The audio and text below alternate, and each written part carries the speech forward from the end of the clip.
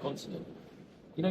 Just I think one of the big questions for everybody, what's going to happen, with the current crop? I mean, we've just started crushing, okay, a little bit late due to the elections in Maharashtra, but what is your view, on the coming crop? Because obviously, India is a little bit different than Brazil. It ignores the world market sugar futures. It's a fixed price seller.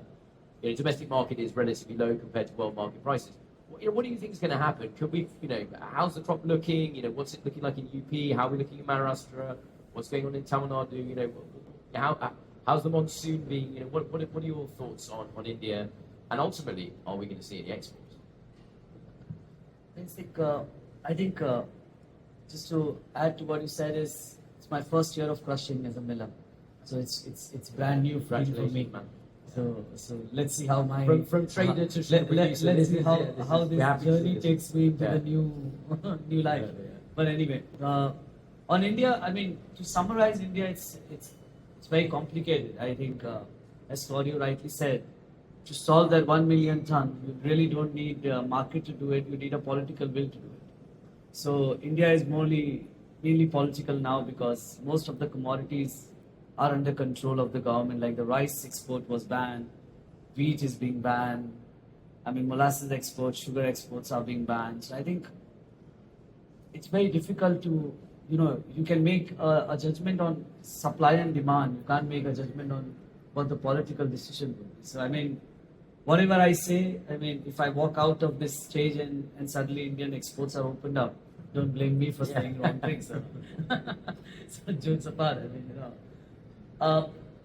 let's look at how India is looking at. India is having an opening stock of about 7.8 million metric tons, say roughly 8. Our numbers are around 6.5 million tons because we tend to differ a bit from the government. We tend to have a clean balance sheet because that's our research which we do on the ground. So we take 8 as the government stock currently. We take production at around 34.7. So roughly consumption of about 30 million tons. So you have 4.7, out of which you are going to use about 4 million tons into ethanol. So you're going to add about 700,000 tons into the stocks. So if you go purely by the government number, then you have 700,000 tons adding to about 8 million tons. So there is 2 million tons of exports available from the government perspective.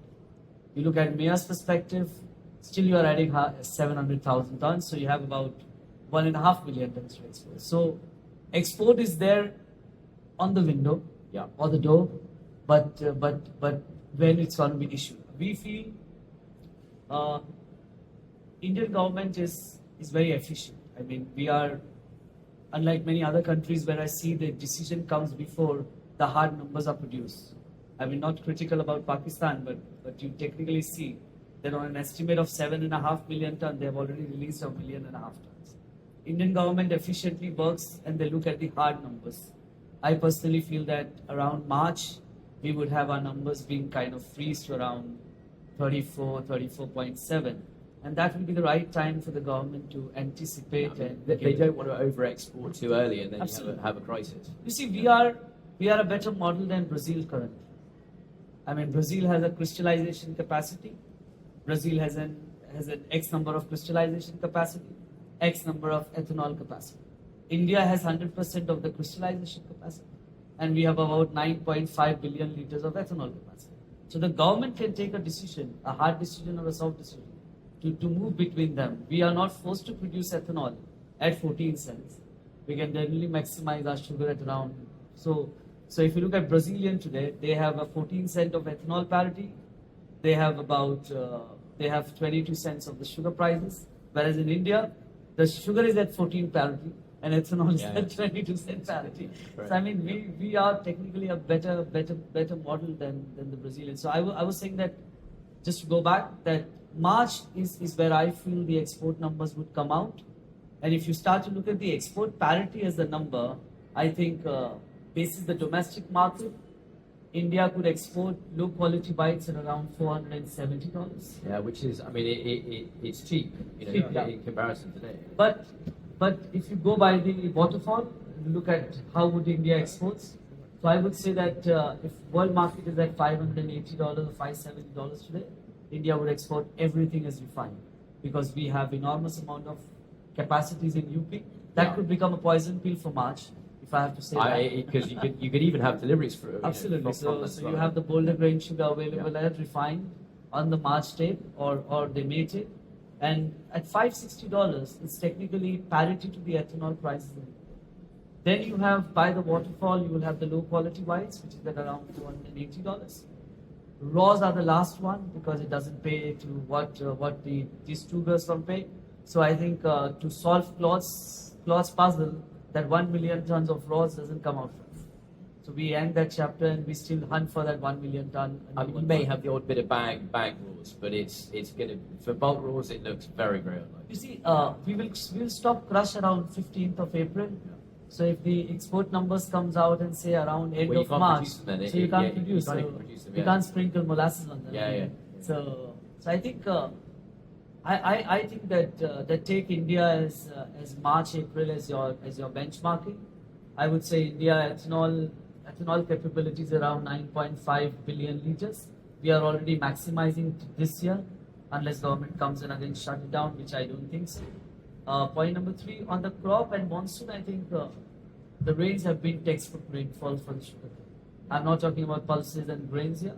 For the sugar cane, reservoirs are full. absolutely. It was a textbook monsoon. I mean, the dams and the reservoirs are full. Where it was needed, it's there. There is another school of thought which says that there is a land which has been taken out from the system. But I think you have to take the hard numbers of the government because you can't choose every year to say, okay, this year the number is less because I want to believe it, and next year you say that I want to believe in the government number. So either you be consistent on your deltas of the government number, then you can take your yield and varieties which you want to play with. So I think India, the monsoon has been fantastic. The crop looks good. I think Isha and Uzair has been on the ground, my colleagues, and they feel that that cane is good. There is some recovery on cane being talked in UP. In terms of the ATR of the cane. ATR of the cane. That's the sucrose content. But what happens is it's just too early. I mean, we're just 10 days, and the winter is about to set in. The moment winter sets in, the day and night temperature produces the sucrose back. Yeah. I mean, what have we done? We have crushed for about 10 days, and there is a whole enormous amount of news coming in. There's a yield which is down in UP, but I think You don't know it's just yet. too early. Too early. It's just too early days. I mean, Maharashtra haven't crushed at all.